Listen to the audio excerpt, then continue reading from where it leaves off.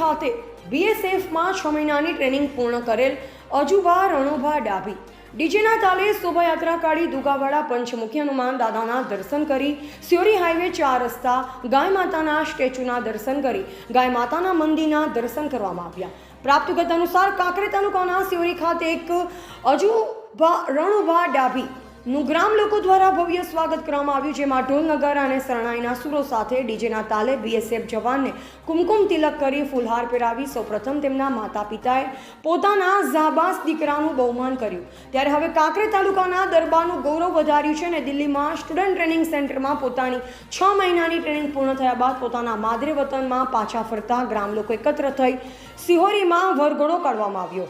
તેમના માતા પિતા ડાભી રણુભા રાસિંગ પશુપાલન અને ખેતી સાથે સંકળાયેલ છે, ત્યારે હવે દીકરાને અભ્યાસ કરાવી ભારતીય સીમા ફોજમાં ભરતી થયાનો ખૂબ જ આનંદની લાગણી અનુભવી રહ્યા છે। હવે સમાજમાં શિક્ષણ ક્ષેત્રે કારકિર્દી મેળવીને નોકરી માટે ઉત્તમ ઉદાહરણ પૂરું પાડ્યું છે। આમ કાંકરેજ તાલુકાના દરબાર સમાજનું ગૌરવ વધાર્યું છે।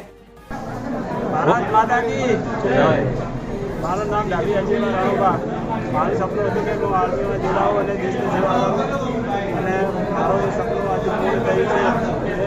6 મહિનાની ટ્રેનિંગ પૂરી કરીને આજે વતન આવ્યો છું અને ગામ લોકોએ મારું ખૂબ સ્વાગત કર્યું છે, તે બદલ તેમને આભાર માનું છું।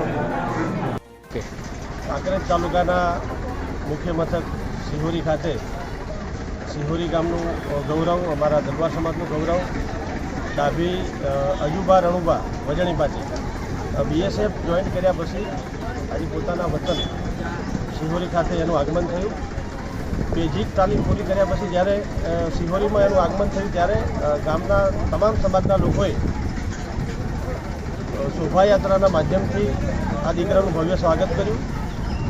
સિહોરી તાલુકાનું મુખ્ય મથક હોવા છતાં આજ સુધી અમારા ગામમાં કોઈ આ દેશની સેવામાં લાગેલું નહોતું, ઘણી બધી અન્ય જવાબદારીઓમાં જોડાયેલા હતા, પણ બીએસએફ આર્મી જેવી મહત્ત્વની જે દેશની રક્ષા માટેની જે વ્યવસ્થાઓ છે એમાં સિહોરીમાંથી આજ સુધી કોઈ સમાજમાંથી કોઈ જોડાયેલું નથી।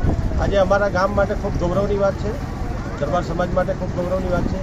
અજુભા રણુભા ડાભી એ બીએસએફ જોઈન કરી, બેઝિક તાલીમ પૂરી કરી અને ગામના લોકોએ ખૂબ ઉમળકાભેર એનું સન્માન કર્યું અને હું એને શુભેચ્છા પાઠવું છું। ખૂબ સારા સમયમાં બીએસએફ જોઈન કર્યું, જ્યારે નરેન્દ્રભાઈ મોદી સાહેબ જેવા મજબૂત નેતા, જે આધુનિક સાધનોની વ્યવસ્થા થતી હોય, તમામ પ્રકારની સૈન્યને છૂટ આપવામાં આવતી હોય, એવા સમયે બીએસએફ જોઈન કર્યા પછી જ્યારે સિહોરીમાં પોતાના માદરે વતન અજુભા ડાભીનું આગમન થયું ત્યારે ગામના લોકોએ ઉમળકાભેર સ્વાગત કર્યું।